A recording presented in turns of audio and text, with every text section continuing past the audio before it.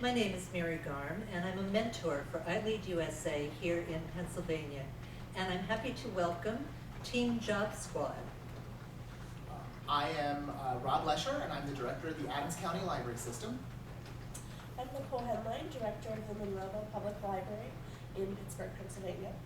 I'm Rebecca Baker, reference librarian at the Community Library of the Shenango Valley in Sharon, Pennsylvania. And I'm Robin Punzak, the director of the Community Library of the Shenango Valley, also in Sharon, Pennsylvania. Welcome. So why did you want to do this project for iLead USA? We were all very excited to work on this project. Our project is a resource for job seekers in the library, especially those with limited technology experience. In this day and age, you need to know how to send something by email, add an attachment, all sorts of technological things that you didn't need to know to apply for a job 20 years ago. And we found that this was a community problem that addressed a need for all of our libraries, job seekers throughout our different areas. And we were extremely excited to try to use technology to solve a specific community problem. So what did you want your project to achieve, and do you feel that you succeeded? Well, as Nicole said earlier, the community problem that we were looking at was we were seeing lots of unemployed and underemployed individuals coming to the library. But those individuals who were coming to the library looking for jobs really had some major technology challenges. And so what we really wanted to achieve was find some way using technology that would give them an ability to advance their technology skills and also find employment. And I think that ultimately with the process that we went through, we were really successful in coming up with something that really gets to the heart of that. So what were your biggest successes and your greatest challenges? I think that some of our biggest successes, just the fact that we were able to identify and address a problem that met so many different communities where they needed help. We came up with a logic map that really gets to the center of job searching in libraries. We would have patrons come in and ask for books on resumes, and you would ask them questions and you would figure out that not only did they not know how to write a resume, they didn't have an email address in order to email that resume or sign up for a job application site. So this logic map or pathfinder that we created really helps to locate where the job seeker is with technology and help them move forward through the job seeking process to be successful.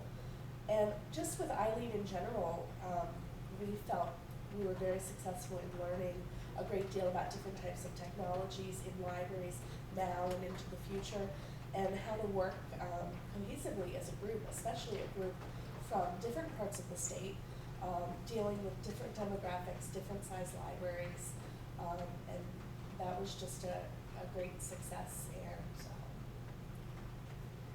One of the biggest challenges was to take the size of the problem and the size of the challenge and really zero in and narrow it down to something that's feasible, that's doable to libraries across the state. And that once we were able to develop the logic map, then it really did speed on. But the biggest challenge was really to take this big idea and break it down into something that's replicable, that's doable for other libraries. because we had originally addressed a lot of different populations in our problem. We had talked about job seekers who were transitioning to a new career path, those coming out of incarceration, those with English as a second language, and we really had to narrow that down so that we could try to meet the needs of as many people as possible. And actually we had two very specific challenges as a team. The first challenge was at the first session, we were missing 2 of our team members. And so as we were really trying to make those first narrowing of our topic, we were sort of feeling a little, we didn't want to overstep because we still wanted to include others, the missing individual in that, but we knew we had to move forward, so we had to make some very specific decisions. Also, our team came together probably in one of the more unique ways.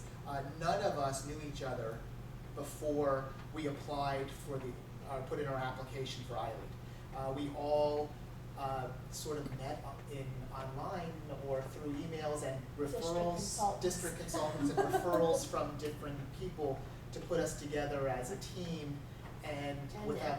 Well, and also originally when we started iLead, we were at least Nicole and I were at other libraries, so there was that transition too of moving to different libraries and working across the state. So it was challenging.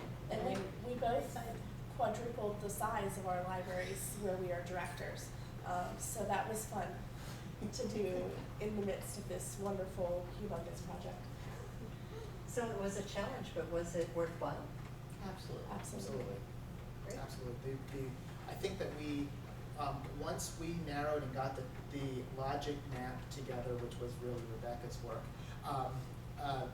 once we had that in place, it all fell together so perfectly, and it really became really exciting to try to create the tools we did. So with the benefit of hindsight, what would you change about your original concept of the project? Well, I think that we actually we kind of stumbled into the perfect process for narrowing our topic. Honestly, what I think we came into the project in hindsight, we needed to do more pulling apart of what the topic was before we came, but once we got together and started this, we narrowed it. We really picked a huge problem. We did. And so we started with the community problem, and we were very excited about addressing it, and we really knew what we were talking about, but we didn't know what end product before we came here. And that would have been, in hindsight, it would have been nice to have spent a little bit more time before we got here talking about what kind of product could we see.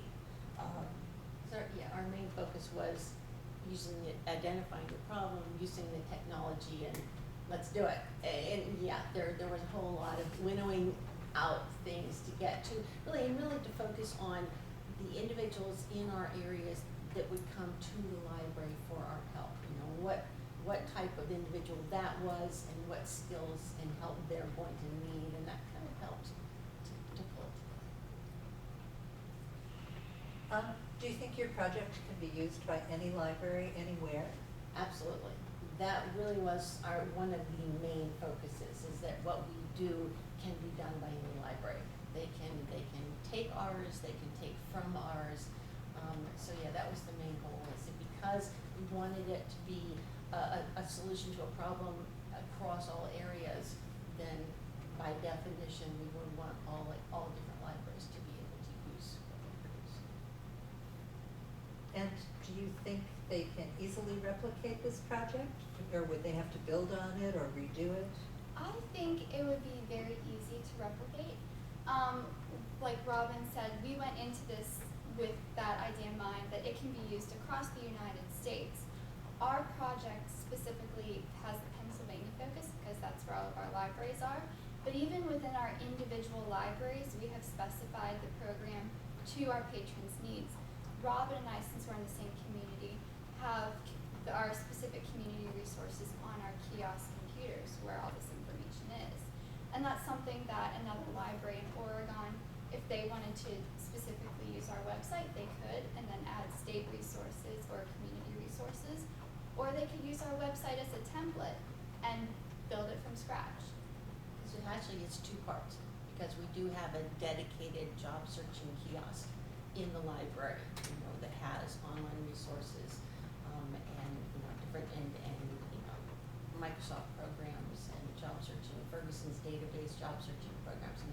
that's dedicated only for job searching, but then also we developed a website that can be used universally from anywhere.